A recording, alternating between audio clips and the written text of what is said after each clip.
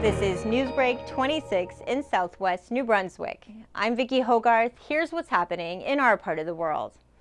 Picket lines formed across New Brunswick, including right here in Charlotte County this week, with members of 10 locals from CUPE, the Canadian Union of Public Employees, demanding higher wages than the government wants to provide. For more on this, here's CHCO's Ian Curran with our top story.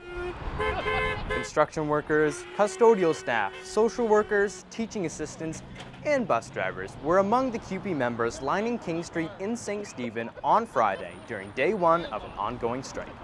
CUPE is asking for a 3% pay increase each year for the next 4 years.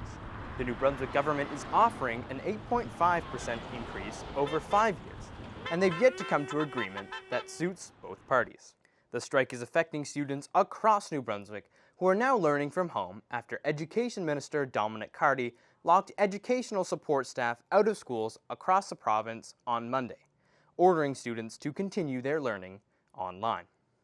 St. Stephen High School students and staff went back to the school on Monday, but only to empty their lockers, pick up their things, and head back home for an unknown amount of time while the strike carries on. At a press conference on Monday, Carty said he'd be willing to work with CUPE to keep the schools open if the union would coordinate its strike action with his department.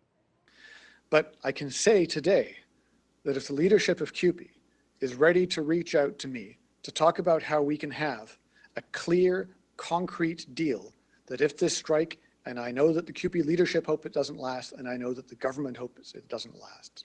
But speaking here as a representative of the school system, looking out for the interests and for the future of 100,000 students in this province, that if CUPE is willing to reach out with solid commitments that are quite standard in many labor negotiations around which schools will be affected on which days, and we can have some level of predictability, then we can begin the conversation of figuring out how schools can be open face-to-face, at least in some form, as we go through this strike. And Vicki, on Monday night, the New Brunswick Labour and Employment Board ruled in favor of CUPE after it challenged the government for putting educational assistants designated essential on unpaid leave during a strike. Ian Curran, CHCO, NewsBreak26, St. Stephen. Thanks, Ian. Premier Blaine Higgs canceled Tuesday's throne speech, which traditionally marks the start of a new legislative session, a move that suggests the Premier is attempting to get a head start passing legislation that would force CUPE strikers back to work. It doesn't mean that it is coming tomorrow or next week, but it means it's certainly possible.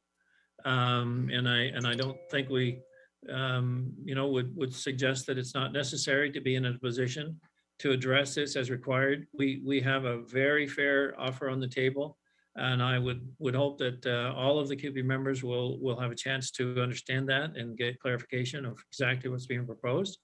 But this certainly allows us to be in a position to react as necessary. The strike is having an impact on the province's COVID-19 response, with the cancellation of many vaccination clinics, coupled with limited testing capacity that is now being focused primarily on priority groups. Despite the strained resources, people aged 65 and older are now eligible to book an appointment for a vaccine booster shot, provided 6 months have passed since their second dose. Also currently eligible for third doses are school personnel, healthcare workers, long-term care staff, and residents of First Nations communities. The St. Andrews, St. Stephen, and St. George fire departments responded to a house fire last Tuesday on Frederick Street in St. Andrews. Members of the household got out safely while firefighters worked into the night to put out the flames.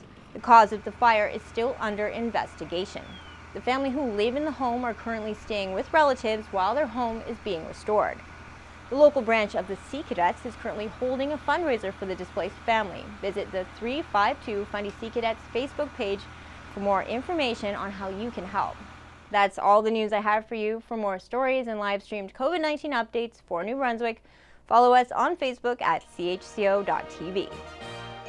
This has been a news and public affairs production of CHCO-TV, New Brunswick's only source for independent community television.